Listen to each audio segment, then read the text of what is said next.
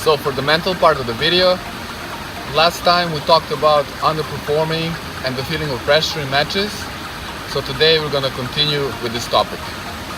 So just quickly, the last time we mentioned the reasons for underperforming, and we said it's mostly because of the high expectations or the feeling of pressure. And then we also said how to overcome.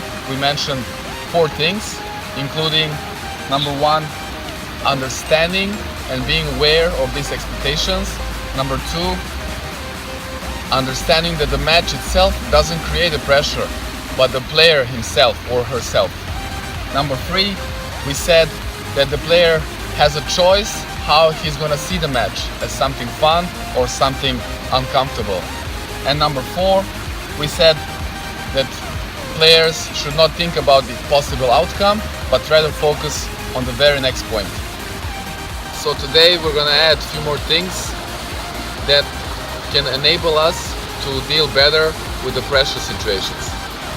Number 1, you can ask yourself 2 questions. Question 1, what I want to do?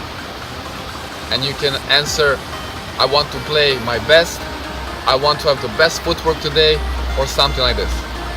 The second question that you can ask yourself is something like, what's the best possible thing that can happen today?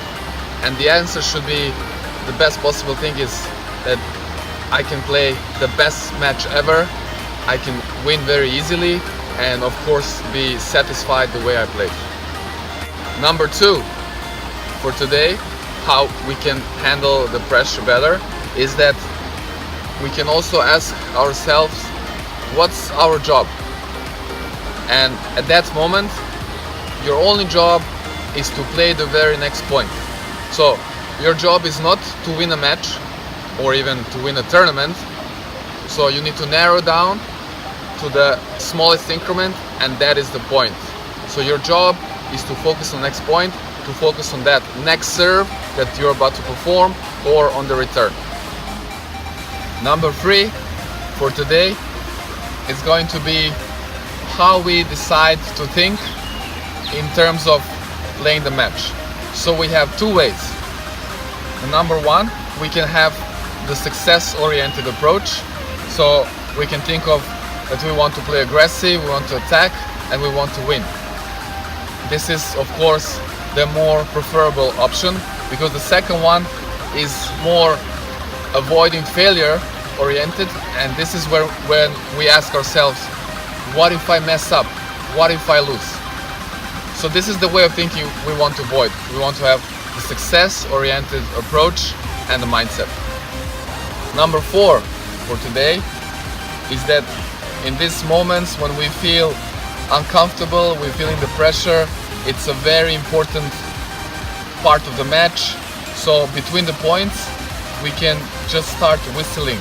So when we are like waiting for the return or we are about to serve, we can just whistle for a few seconds, and this is gonna help us relax more. Our body is gonna be in a more relaxed condition, and we're gonna be able to perform on a better level. Number 5 is that you can always force a smile.